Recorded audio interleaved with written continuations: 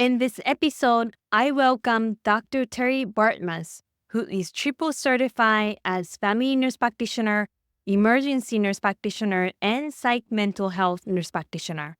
Dr. Bartmus has 15 years of experience in healthcare and has been working as emergency nurse practitioner for over 10 years. She is associate professor at Touro University in Nevada and mentors future healthcare professionals. Dr. Bartmus shared how she became an emergency nurse practitioner, the process of being certified as emergency nurse practitioner, and the pros and cons of working in the emergency room. So sit back and relax and enjoy my conversation with Dr. Terry Bartmus.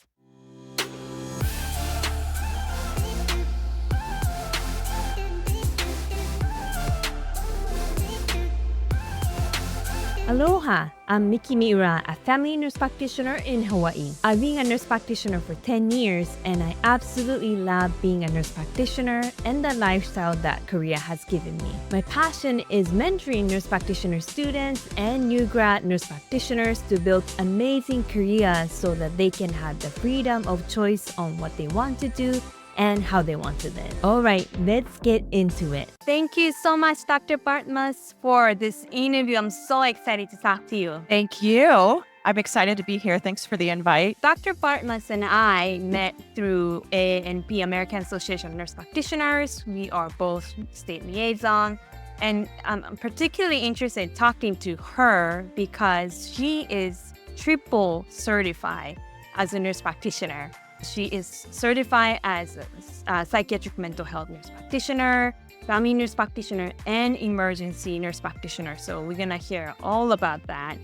But first of all, I would like to ask, what made you decide to become emergency nurse practitioner? So in 2013, I graduated from my family nurse practitioners program in Las Vegas, UNLV. And at the time, I had been an ER nurse at our level 2 trauma center here in Las Vegas for about 4.5 years at that point. And I'll be honest with, I didn't actually want to immediately transition into becoming a nurse practitioner in the emergency room. It was a very high volume, high acuity environment. So I did not want to, but I worked with a physician group that I had worked so closely with during my time there, and they aggressively recruited me to join their group once I graduated and got my family certification. And so at the time, I don't actually believe there was an emergency nurse practitioner certification. Again, this was 2013. And it definitely wasn't required to work in the emergency room because typically you were with an ER physician there. So there was oversight, and they didn't require at the time in Nevada to have a separate certification. So I guess I was voluntold, if you will, when I became an emergency nurse practitioner. But yeah, that's basically the beginning story of how that happened almost over 10 years ago now. So did you work as a registered nurse at emergency room? Is that why they knew and they really wanted you to work there as a nurse practitioner? Yes. So I worked full-time and did my master's program full-time. And it was really tough, but I typically worked the night shift, weekend shifts, so then I could focus on school the rest of the week. So it definitely was difficult at the time managing, but I had built close relationship with the physicians and then the owners of the physician group that employed the nurse practitioners. Does Nevada nurse practitioners have full practice authority? So in Nevada, nurse practitioners do have full practice authority. The only clause, and of course we're talking September 2024, is that for controlled substances. So if you're prescribing controlled substances independently, you need at least 2 years and 2,000 hours of nurse practitioner experience. So if you are prescribing controlled substances, you need to have a supervising physician until that occurs. So that changed. I believe it was official in 2014. It was right around the time that I graduated from my program. And one of my professors actually was one of the ones that helped move that legislation forward, which was really helpful in our state because we already had a physician shortage. We have a lot of rural area here in Nevada. So it was really helpful to give nurse practitioners that authority In terms of the emergency department, it's really hospital specific. And there are certain laws and Nursing Practice Act laws that exist that kind of limits sometimes the procedures that can be done without physician oversight. So what that means is typically, at least here in Las Vegas, because we do have level 1, level 2 trauma centers that require a certain amount of certifications and physicians for their accreditation, we are not typically practicing independently of a physician in the environment of the hospital. There is a scale for how experienced you are. So if you're more experienced and you have more years and more procedural hours, then there are tiers that you follow. So for example, I don't need a physician to come watch me do sutures. I see the patient myself, evaluate, do the testing I need to do, suture, discharge. So those types of things require minimal, if not any physician oversight. But some of the higher acuity cases, again, you're just collaborating and working side by side. So if you have primary ownership of the patient and there's, say, an ICU patient, the ER physician is coming by and evaluating the patient with you. And do you feel like the nurse practitioners in Nevada should have more authority without supervision of physicians, particularly in an emergency setting? It depends. That's a question. Now, thankfully, there is a certification to become an emergency nurse practitioner. But that entails becoming a family nurse practitioner first, and then the certifying body, I'm pretty sure the only one that still does it now is the American Association of Nurse Practitioners Certification Board. And you have to do a certain amount of hours, have a certain amount of procedural hours, basically proof of work from the people who have hired you, which is typically a contracted physician group. And then you have to take a board certification test. So I say all this because in the rural areas, and I've worked in Northern Nevada where there's less population. I've worked in rural settings where as a nurse practitioner, sometimes you do have to work independently because if you have, say, a multi-car accident on a remote highway that's coming in now into a remote access hospital, you definitely need to be able to do what you need to do in the way that you were trained. So if you're a brand new emergency nurse practitioner coming in with minimal experience, I would not feel that it would be good for you to be working on your own in a remote access hospital where you may have minimal oversight. But definitely, if you have the years of experience, the procedural hours, the certifications that are required of ER physicians as well, then it would be appropriate for you to be working independently where you're needed most, typically remote access hospitals where it's difficult to get any providers out there, physicians included, because we want our residents to have access to emergent care. And in my experience, once you get to a certain point in your training and career as a nurse practitioner, you can work independently to the limits of your practice, which, again, in the state of Nevada is pretty much independent. And in my position, I'm working very collaboratively, side by side, as mutuals with pretty much all the physicians I work with. There's a respect that comes as well that we know that you can do the same thing we can do because you've been trained and appropriately certified. I think that should be allowed, especially in states like ours that have a lot of land mass and not as many people to help care for the population, especially if it's an emergency. Yeah, I can see that. And I also work in a rural area, so I can see the need. But also you have to balance the quality of care that we can ensure for our patients. Can you explain, I know some nurse practitioners work in the emergency room with the family nurse practitioner license or certification rather, but can you explain the process of becoming emergency nurse practitioner? You said you graduated from FNP first and then got your emergency certification. So can you explain a little bit more about Yeah, absolutely. So like I said, when I graduated in 2013 with my family nurse practitioner degree, they were not offering any sort of test to become emergency certified. And I believe the test came out in 2017, and it's the American Academy of Nurse Practitioners Certifying Board. So not to be confused with our national organization. They're both titled AANP and one's AANPC-B. When the test came out, I remember thinking to myself, well, if no one's really requiring it, why do I need to take this test? And what really motivated me was I had already been doing this for so many years at that point in 2017. I'd already been doing it for 4 to almost 5 years and then 5 years prior to that as an RN.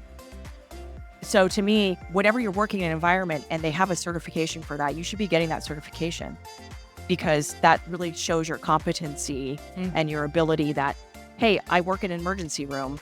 I'm certified to do this. I've been trained properly. I've gone through all the steps.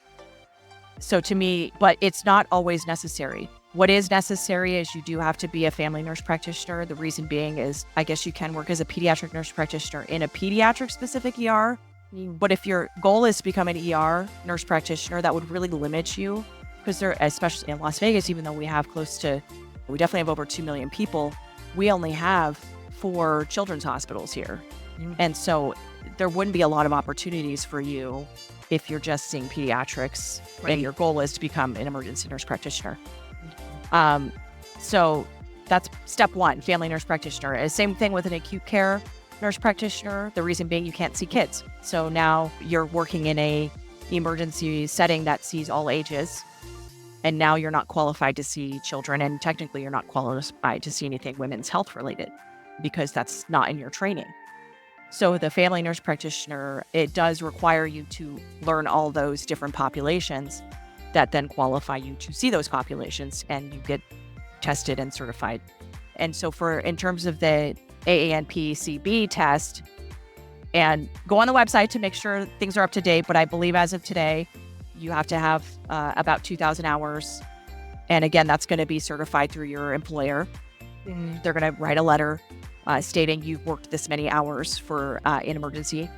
And then you're going to have a certain amount of procedural hours. How you typically get that is a formal program that offers procedural hours. So, like a suturing, procedural type lab. Most, like our A&P conference, there are procedural hours you can get if you go to a separate type of course training. I know in Las Vegas, we have plenty of opportunities. We have procedural labs.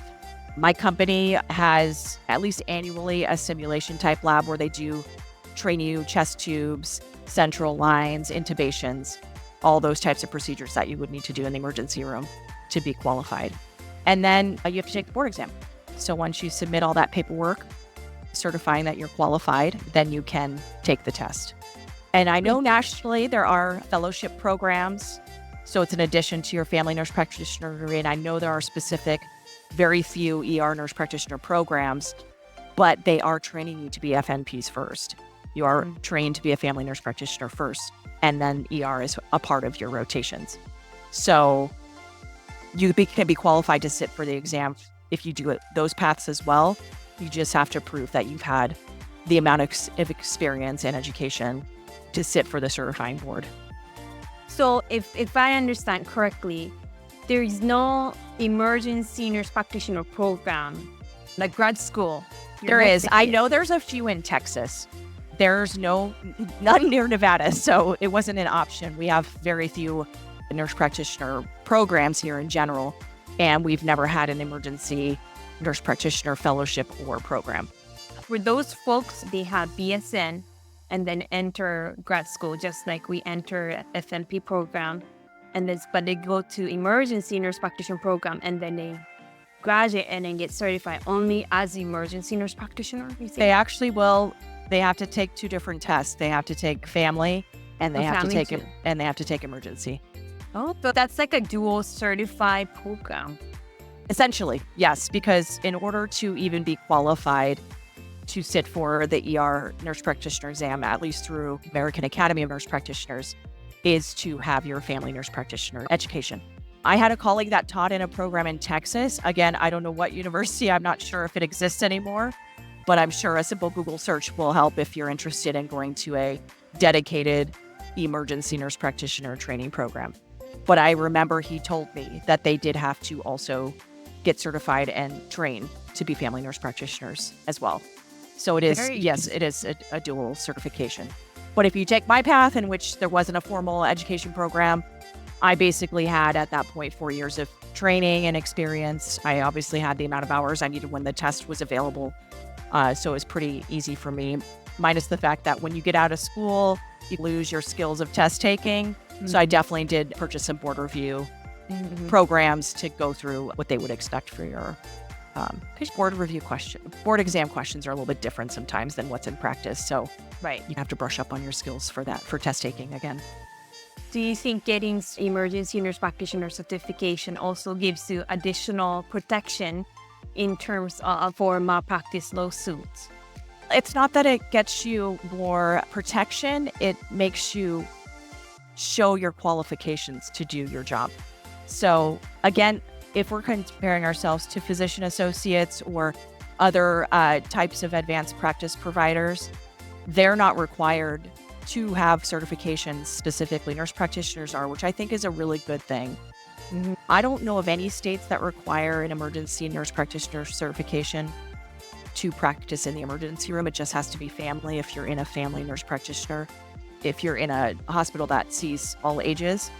But it is a good idea, just like it's a good idea to belong to your local organizations, your state organizations, because you're getting the most up-to-date information, you're getting the most up-to-date education. And for us, we're required, every few years to prove that we still, through hours and CEUs and all the things that we have to prove once we get recertified. So I wouldn't say that it protects you from malpractice suits, but it protects you from saying, hey, I'm qualified to do this. Because fun fact, emergency medicine is pretty much the highest suit specialty. OBGYNs, women's health is next. We're pretty high up there, and I've had some experiences. If you want a different interview about that, I have plenty of knowledge about how to not be freaked out if somebody names you in a claim. It's the reality of the job because it's such a high stakes environment and nobody's perfect, and attorneys estimate that ER providers, whether physician, NPs, they will get named in a claim up for about 6 times in their career. So just to give you an idea, it's pretty frequent. It depends on the state you're in also, because some states it's not very easy to claim malpractice. You need a really solid case, as opposed to other states like Nevada, where I hate to say this. You could just. I'm personally interested in that topic, so But I totally agree. I'm certified as family nurse practitioner working in women's health, but I do some primary care. But when I receive education in family practice, I don't feel that I'm ready to practice in emergency room at all, because first of all, our purpose of care is completely different. Yeah. Primary care versus emergency room. Emergency room, you have to stabilize the patient, make sure that the patient will survive another day. Primary care is different. We're managing chronic issues and preventing diseases and stuff. And your follow-ups. That's the thing you don't get the luxury of in emergency rooms is you're treating somebody, you're discharging them. You don't know what's going to necessarily happen in a week's time. No. With primary care, it's nice because you can say, hey, can you follow up with me in a week or so? I've developed a practice. If I'm really concerned about a patient, I'll call them. I'll track their chart. I'll keep their number and I'll let them know, hey, I'm going to check on you. Mm-hmm. Because sometimes patients don't want to stay in the hospital. You either have to, I don't like to say you're leaving against medical advice sometimes, because you're okay to leave. You're just borderline. You probably should stay for whatever reason. We've discussed the risks of leaving. You're informed enough and competent enough to make that decision for yourself. Maybe you have kids at home that you can't leave alone, or a dog. Like I've had various patients that are like, I can't leave because I'm taking care of a sick family member. And I'm like, well, you're sick. So I trust patients. That's become part of my practice in the ER. If I'm truly concerned about somebody, I'll tell them, hey, I'm probably going to call you in a couple days just to check on you. And the doors are always open, so please come back. Call 911 if something's worse. But it's the reality of emergency medicine. Not everybody wants to stay, even though they're being told to stay. And that's so I can tell you are amazing emergency nurse practitioner.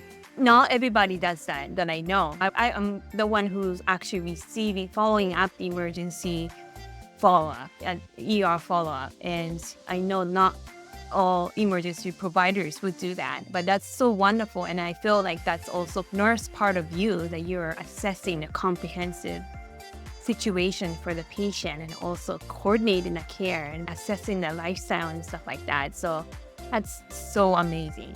Thank you. It's just a different type of management of care, and you feel like you're out of control sometimes because you can't follow up with your patient. So I guess that's a way to have a little bit of control, is by being able to follow up with them, at least with a phone call.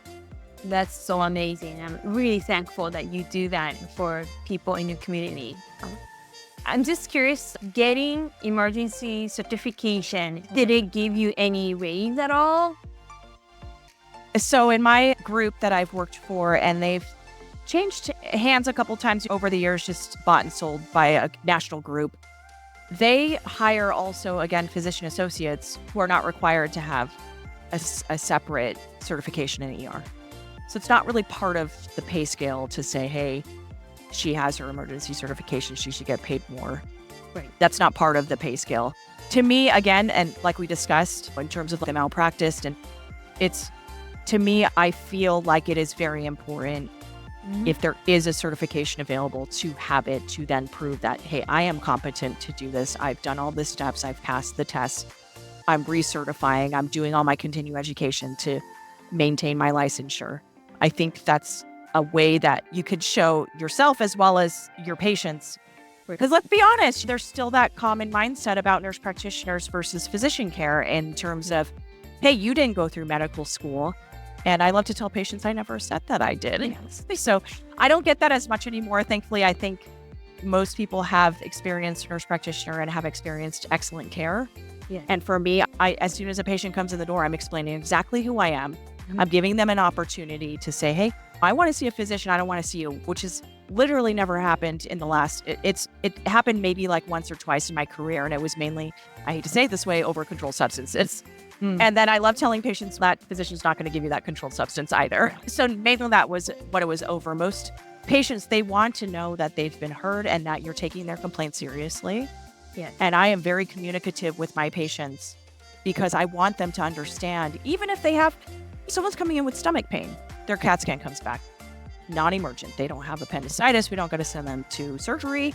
But they have a adrenal nodule. They have something that showed up that wouldn't be causing their symptoms, but it's incidental. So I'm the one who's constantly showing them, hey, and I'm circling, I'm like, hey, this came up. This is not the cause of your pain. This is not something to freak out about, but it is something you need to follow up with. You need to request a follow-up exam from your primary care, but you need to have this rechecked outside of here. Because if I'm in that situation and someone's saying, hey, your CAT scan shows everything's not emergent, you're good to go home, but nothing else is said. When say that something comes up and nobody's looking at your records, you're not looking at your records, you wouldn't know that was there and that you needed to follow up. Even in a car accident, I'm scanning your head and neck, thyroid nodule pops up, the same type of thing. Hey, you have a thyroid nodule. This has nothing to do with what happened today, but you should be getting this rechecked by your primary care. Again, it's not, I don't care that I'm not being paid for this extra certification, because to me, I'm like, I can show you, hey, I know that I'm educated enough to do this for you. And I'm the first one to admit when I need to call for help. And every ER physician is that way as well. We get made fun of for that. We utilize our consults. We'll call them and say, hey, so you're the surgeon, help us out here. So it doesn't matter if you're a physician or a nurse practitioner or a PA. Sometimes you just get made fun of by that specialty because you're essentially, I call it phoning a friend. I'm phoning a friend.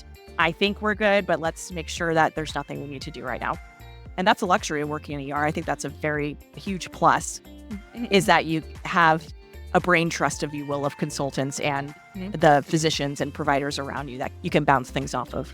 For sure. I hope you are enjoying this episode. Before we go back, I want to quickly mention that I'm giving a gift to you for listening to this episode. I'm giving a free PDF nurse practitioner job interview prep checklist. This checklist is full of questions that you're likely to be asked during job interviews as a nurse practitioner, and some tips on how to prepare for them. With this downloadable PDF, you can prepare for interviews well, so you feel confident and stand out from other candidates to get the job that you really want. To get this free PDF nurse practitioner job interview prep checklist, you can go to usa.jnpproject.com/interview. Again, usa.jnpproject.com/interview. Now, let's get back to the episode. Now, tell me, I know that you are also certified as psych mental health. Yes. Is that after you became emergency nurse practitioner and you decided to go get another certification? So it's really funny. When I was an RN, I did inpatient psych as my second job. So I worked ER and I also worked inpatient psych. And I did that because I enjoyed it. I enjoyed spending more time with patients. It was most of the time, it was a very unfortunate situation, either where there was a involuntary hold situation where it had to do with or psychosis or something of that nature.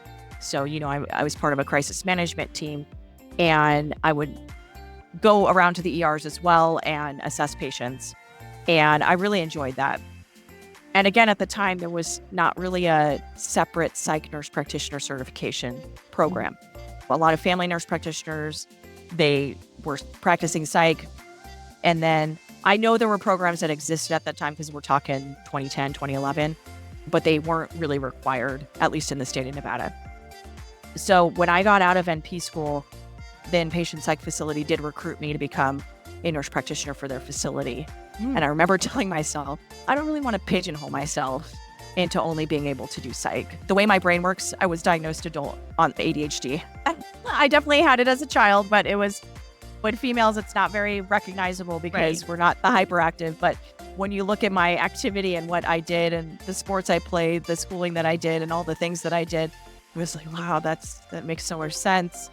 And basically, when I got to a certain point in my family and ER career, I had been seeing so many psych patients at that point. It was such a huge part of my practice. I worked closely also with the Student Health Center on our campus at UNLV, and we created an integrated mental health team because we had so many students that were screening positive on depression screenings. But then we had one psychiatrist for 30,000 students.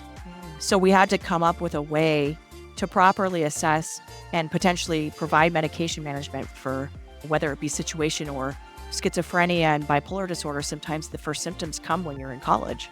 So you wouldn't even have known prior to that you had these diagnoses, and then something happens that's stressful, or you get moved away from your family, whatever it is.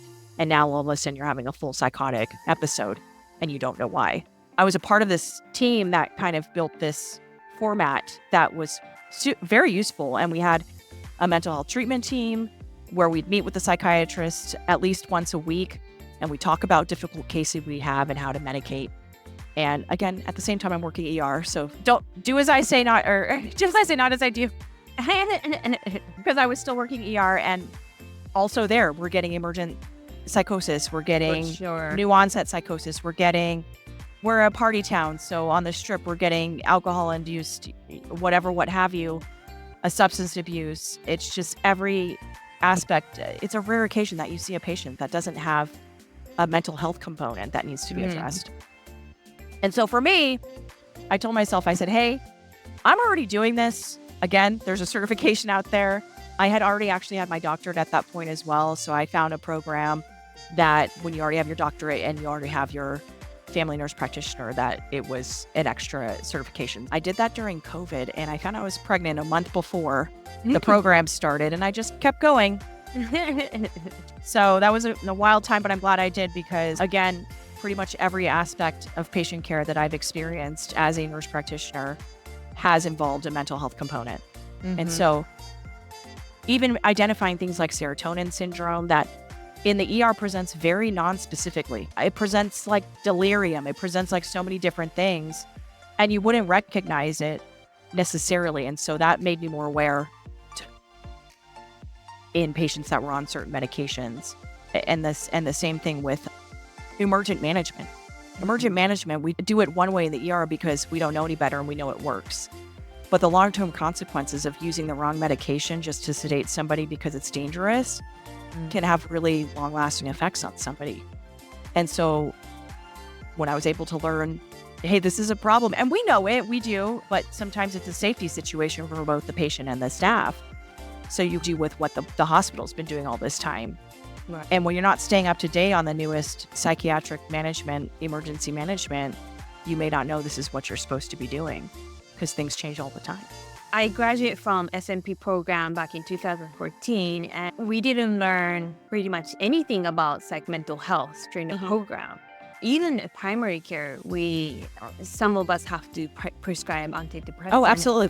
I'd say that there were some of the pretty much the most often prescribed, because you can't even get. I'm so happy to see more psych providers coming out, because oftentimes it's a 6-week at least wait And say you just got discharged from the hospital and you had a psychotic episode that just got new meds, and now you were there for however long, maybe like less than a week, and now you're having to go out in the real world and you don't know what to expect and you have no one to follow up with.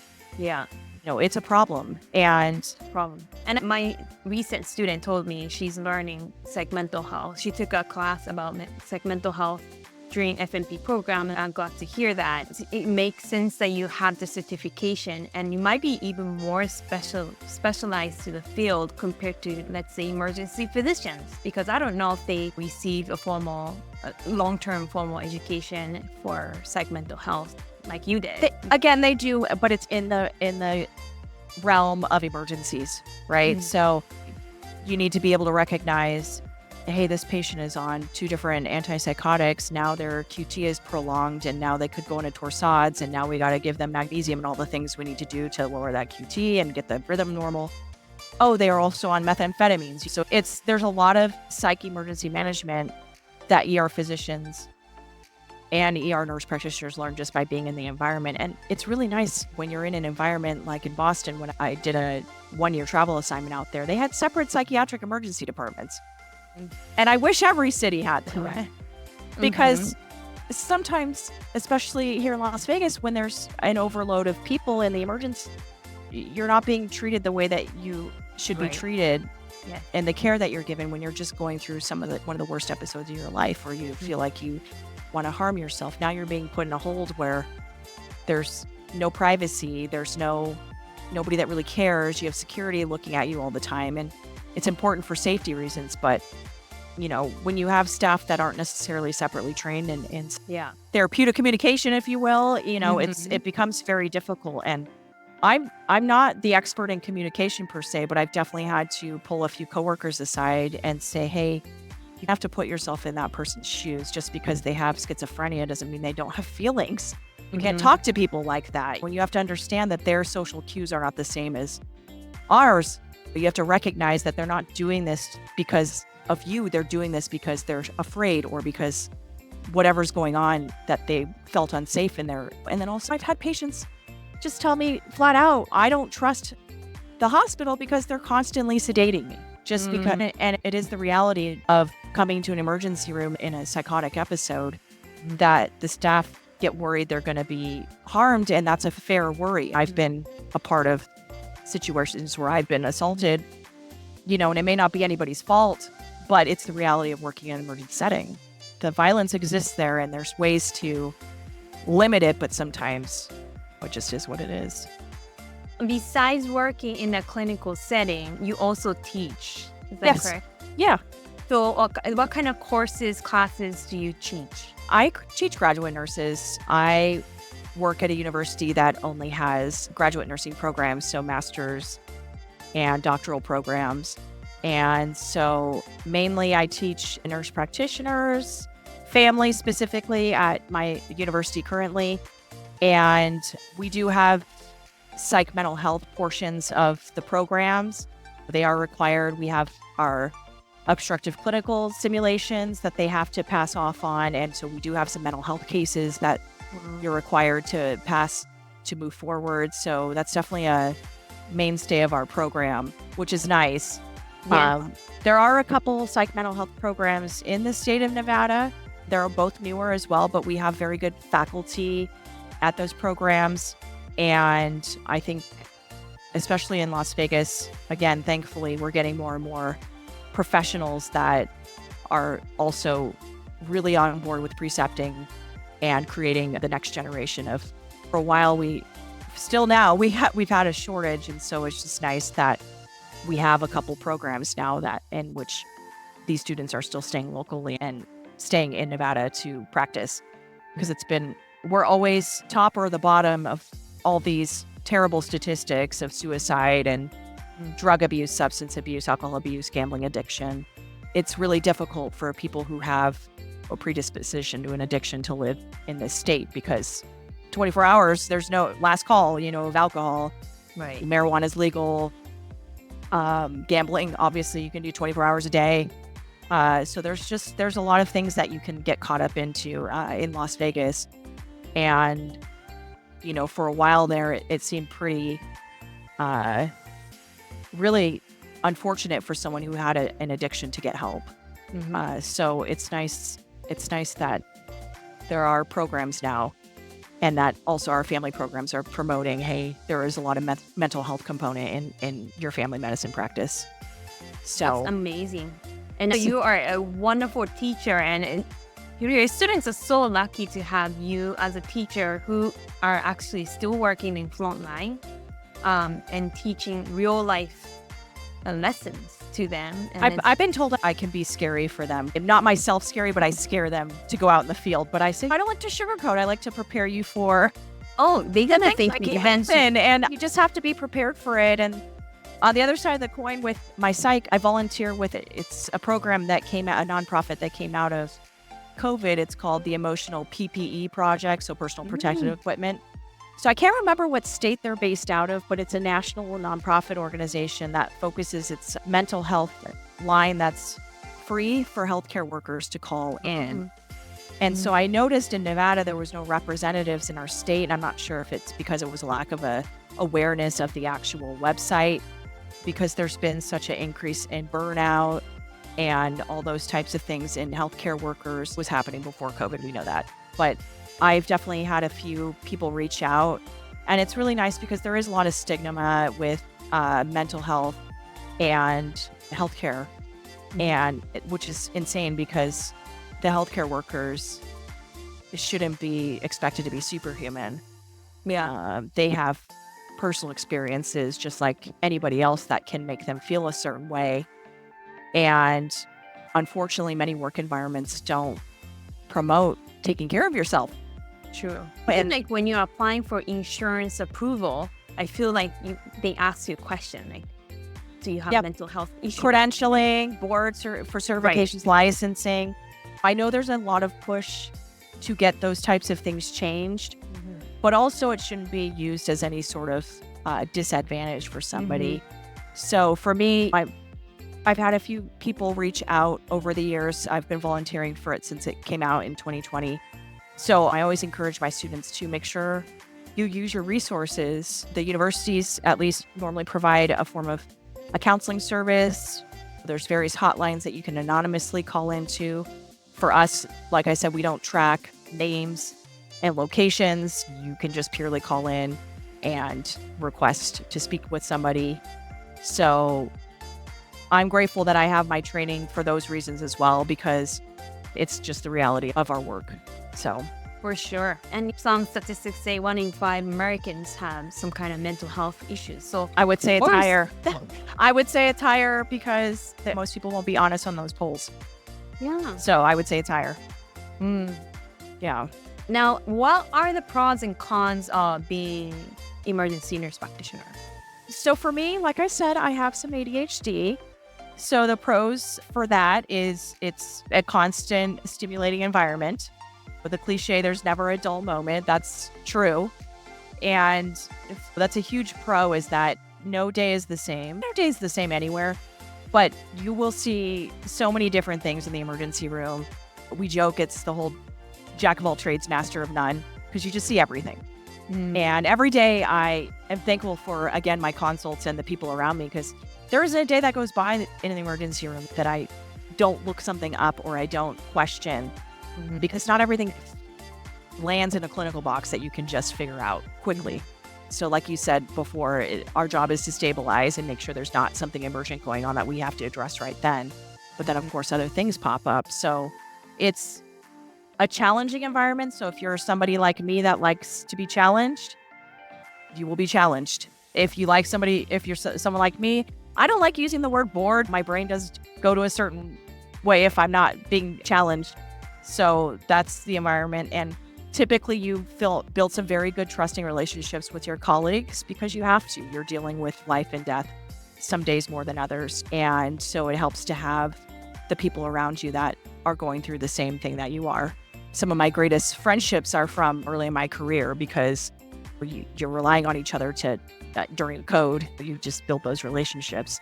The cons, the hours aren't always consistent. Thankfully, now at my point in my career, because I teach full time and I work per diem, so most of the times I'm working a Friday or a Saturday, depending on the week. Typically, your hours are not less than 10-hour days. Most ERs prefer a 12. Mine has mostly 10-hour shifts just because they know it's just a lot to work more than that. And plus, you're going to be charting after your day typically. So 10 hours is just your time in patient care. So long hours can be rough for some people, but some people like that. I have colleagues that will work the first 2 weeks of the month. They'll take the last 2 weeks of the month off and then the first 2 weeks of the next month off. And now you have a full month off. And now you just come back for 2 more weeks. I have colleagues that do that. There's plenty. When you're off, you're not going to have anybody calling you, trying to figure out what med refill you need to give this patient. True. You don't have to worry about like your cultures and your stuff that comes back 3 days later. Somebody else is going to be monitoring that and following up. So your time off is your time off. But it is, again, a very mentally taxing environment.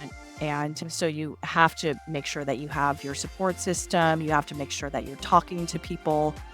Your bad days, you need to talk about it. You can't just keep that inside. If I know anything after 15 plus years of doing this, it's you have some really bad days and you see some really bad things. And sometimes, most of the time, it's the person you're caring for's worst day of their life. To have to deal with that level of emotion, you have to make sure you have a really good support system and places to get your back to a normal place. So if you like, I work out at the gym at least 3 times a week. I have to for my mental health. And I spend a lot of time with my family outside of that and traveling. You have to utilize that time off and get yourself centered. But again, you're not going to get called on your time off. You're not going to get called on your time off. Your time off is your time off. And that's the huge plus for everyone who works in emergency medicine, because some people just really don't like to be on call or have to worry about taking 2 weeks off. And now you have an inbox full of med refills that you need to, and phone calls and labs and all the things. So you do not come back to that. And then lastly, do you have any advice for nursing students, nurses, nurse practitioner students who are thinking of becoming an emergency nurse practitioner? Yes. So my advice is to work in the emergency room. So if you're a nurse, you're a registered nurse, and you got your job set up, you love it, you're not in the emergency room, and you want to become an emergency nurse practitioner, you better go experience life in the emergency room. It is a big difference between most ways of managing care. It's also different personality-wise. It was what I started out in a step-down unit, so just below the ICU. And I didn't like that way of care because 12-hour days, you're taking care of the same patients every day. And during my student rotations, when I rotated in the ICU, I felt the same way. I didn't like that path of managing patient care. I liked the variety. So every time that I went down to the ER, it was just like my eyes lit up, like this is it for me. And not everyone feels that way. And some people, there's a lot of, I guess, glory and glamour that comes with saying you work in the emergency room. But the reality is it's very scary and very high paced, and you have to be ready for that. So if you're thinking to yourself, I want to be an ER nurse practitioner, go work in an emergency room, please, so you know what you're getting yourself into. Say you're like, you know what, I want to work in the emergency room. I've never in my life. Now I'm a nurse practitioner. I'm a family nurse practitioner. I want to go work in the emergency room. Find a group that prioritizes training. So there are a lot of groups now that have residency training programs where you can apply as a new person, and they'll give you like 12 weeks to upwards of 6 months of training. You may get paid a little bit less as the fully trained ER nurse practitioner, but it might be a good way for you to get yourself in there. If you're in your clinicals as a nurse practitioner and you're thinking about it, and maybe they don't have the option to do an ER rotation, find a family physician, family nurse practitioner that does procedures in their offices. So you can at least learn how to suture, do incisions and drainages, learn how to splint somebody, do EKGs. So you want to expose yourself to the skills that you need to function in the emergency room. And so if you're at a primary care practice that doesn't do any of those skills and maybe refers out, which is common, you're not going to get what you need for your training that you need to prepare yourself for the emergency room. Very good point. 100% agree with that. Thank you so much for your time. We need to do another interview about the malpractice thing. Yes, I have a lot of providers and students that like to sit and listen because it is a very scary thing. And No doubt I'm still afraid sometimes, but because I have my experiences and the people that I've consulted and surrounded myself with, it's become a lot less scary. It's just the reality of the job. Unfortunately, when you're taking care of patients, there is always the component that something can go wrong. And it's not necessarily your fault. You're practicing standard of care. It's just wrong place, wrong time. Something happens. Thankfully, in my experience, I, again, have surrounded myself with very good people that have been there when stuff like this happens, and it does. So guys, stay tuned. We're going to have a part 2 about that. But thank you so much, Dr. Bartmus. Thanks for having me. So wonderful and very encouraging and empowering. You're amazing, and so You're like me. I hope this episode was helpful for you. If you like this video, please give me a thumbs up and make sure to subscribe to my channel. I upload new episodes every Friday. Also, if you have any requests, comments on episodes, please write down in the comment section. All right, I'll see you in the next episode. Aloha.